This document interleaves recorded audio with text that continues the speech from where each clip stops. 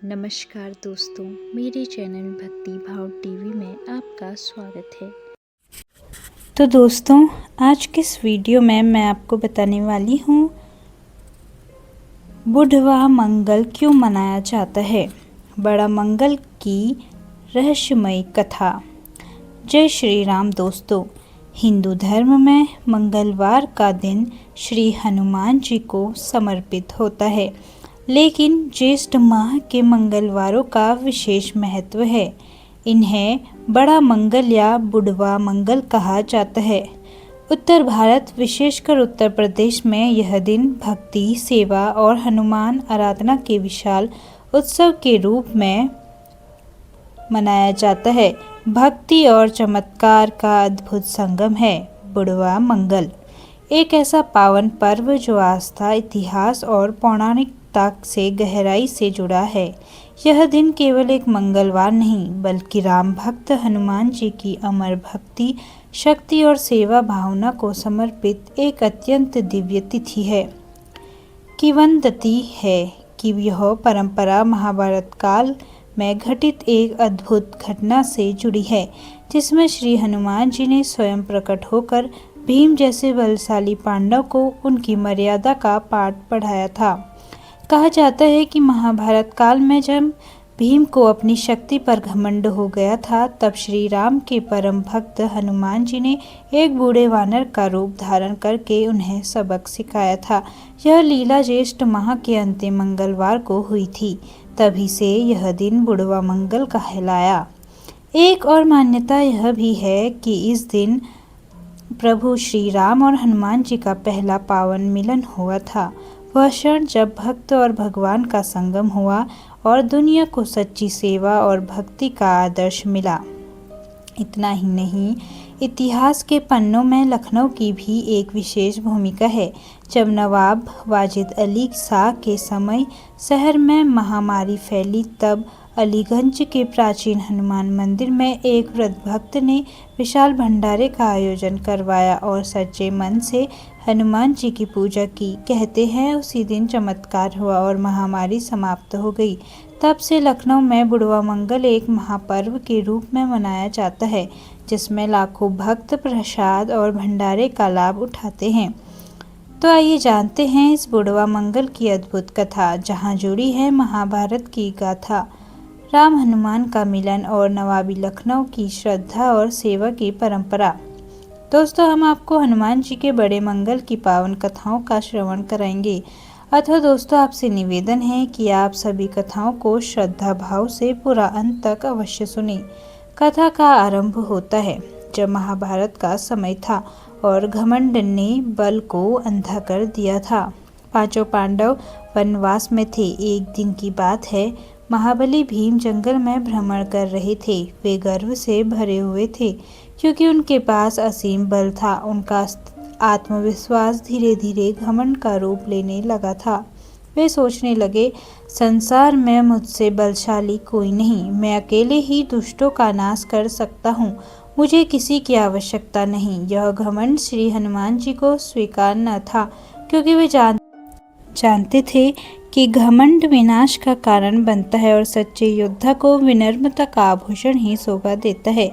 श्री राम के भक्त हनुमान जी ने भीम को सबक सिखाने का निश्चय किया। हनुमान जी ने एक बूढ़े और दुर्बल वानर का रूप धारण किया। वे एक संकरे वनमार्ग में अपनी पूंछ फैलाकर लेट गए और ऐसा प्रतीत करने लगे जैसे कोई थका हारा वृद्ध विश्राम कर रहा हो। कुछ समय बाद भीम उसी मार्ग से गुजरे और उन्होंने उस वानर से कहा, हे वानर, मार्ग से हटो, मुझे जल्दी है। वृद्ध वानर बोले, हे पुत्र, मैं वृद्ध हूँ, दुर्बल हूँ। मेरी पूंछ ही यदि रास्ते में है तो तुम स्वयं उसे हटा लो। भीम को यह सुनकर क्रोध भी आया और अवसर भी। उन्होंने सोचा, मैं तो गदा धारक करने वाला बलशाली भीम हूँ, एक बूढ़े वानर की पूंछ क्या चीज है। उन्होंने पूंछ को हटाने के लिए हाथ लगाया, किंतु पूंछ टस से मस नहीं हुई। भीम ने अपनी पूरी ताकत लगाई, पर हनुमान जी की पूंछ जैसे ही पृथ्वी से जुड़ गई थी। पसीना पसीना हो गया, पर विफल रहा। अब उसका घमंड चूर चूर होने लगा। वह समझ गया कि यह कोई साधारण वानर नहीं है। हाथ जोड़कर उससे पूछा, हे वानर राज, कृपा कर अपने वास्तविक रूप में प्रकट हो, आप कौन हैं? तभी वानर रूप बदल गया और श्री राम भक्त हनुमान जी ने अपना दिव्य स्वरूप प्रकट किया। भीम उनकी दिव्यता देखकर अवाक रह गया। हनुमान जी मुस्कुराते हुए बोले, हे भीम, तुम महाबली हो, पर शक्ति का घमंड यदि बढ़ जाए तो विनाश का कारण बनता है। बल को भक्ति और विनम्रता से सजाओ, तभी वह धर्म के लिए उपयोगी होता है। भीम ने दंडवत प्रणाम किया और क्षमा याचना की। हनुमान जी ने उन्हें गले लगाया और आशीर्वाद दिया, जब महाभारत का युद्ध होगा तब मैं अर्जुन के रथ के ध्वज पर विराजमान रहूंगा और पांडवों की रक्षा करूंगा। यह अद्भुत लीला ज्येष्ठ माह के मंगलवार को घटित हुई थी।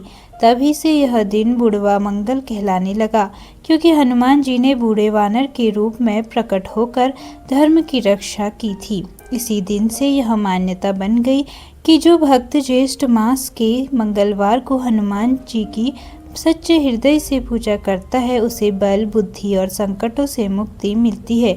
दूसरी मान्यता।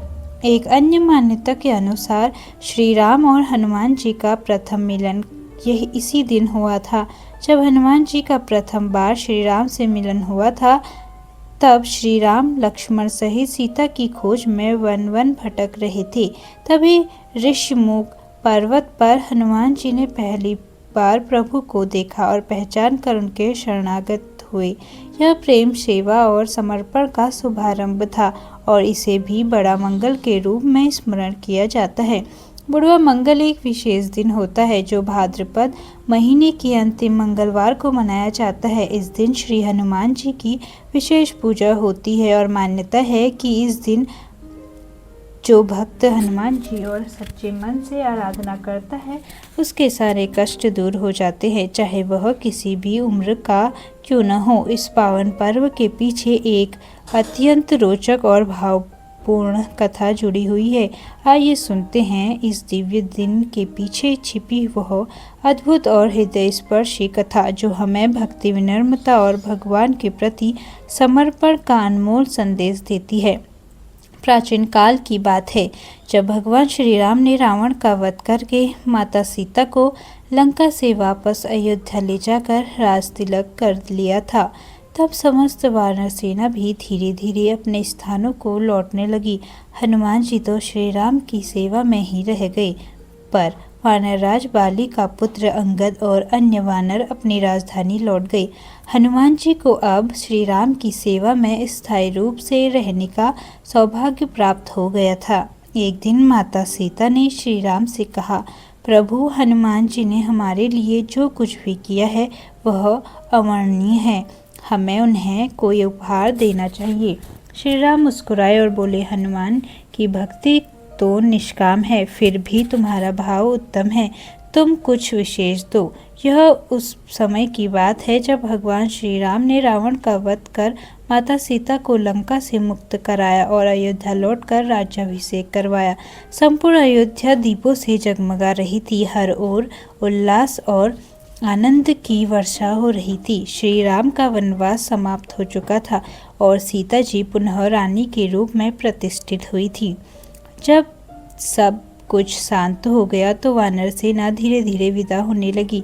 वानर राज बाली का पुत्र अंगद, नलनी, जामवंत और अन्य सभी योद्धा अपने अपने नगर लौट गए, पर एक थे जो कहीं नहीं गए, हनुमान जी। वे श्री राम के चरणों में ऐसे रम गए थे जैसे नदी सागर से मिलकर उसमें विलीन हो जाती है। श्री राम के चरण ही उनके लिए अब सब कुछ बन गए थे। एक दिन सीता जी ने श्री राम से कहा, नाथ, हनुमान जी के लिए हमें कुछ तो करना होगा, वह तो देवताओं के लिए भी असंभव था। लंका जलाना, संजीवनी लाना, मेरी खोज करना, ये सब किसी साधारण जीव के वश की बात नहीं है। मुझे लगता है कि हमें उन्हें कोई अमूल्य भेंट देनी चाहिए।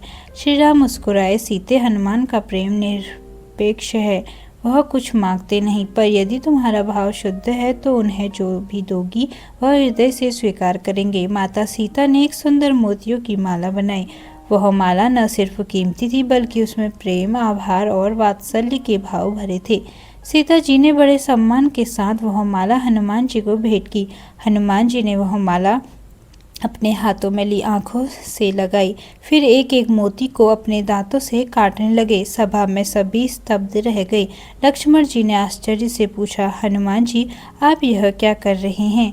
यह माँ सीता की दी गई माला है, आप इसे क्यों काट रहे हैं? हनुमान जी ने अत्यंत सरल भाव से उत्तर दिया, मैं देख रहा हूँ कि इन मोतियों में राम और सीता का नाम है या नहीं। यदि इनमें उनका नाम नहीं है तो यह मेरे किसी काम की नहीं है। यह सुनकर सभा में मौन छा गया। सभी की आंखों में श्रद्धा के आंसू आ गए। तभी किसी ने पूछा, तो हनुमान जी, आपके भीतर राम और सीता का नाम क्या है क्या? हनुमान जी ने मुस्कुराकर अपना सीना चीर दिया और क्या दृश्य था वह! उनके हृदय में, रुधिर में, हर एक रोम में केवल राम और सीता ही बसते थे। राम का नाम तो उनकी आत्मा की नाड़ी बन चुका था। सभा में भक्ति की बाढ़ आ गई।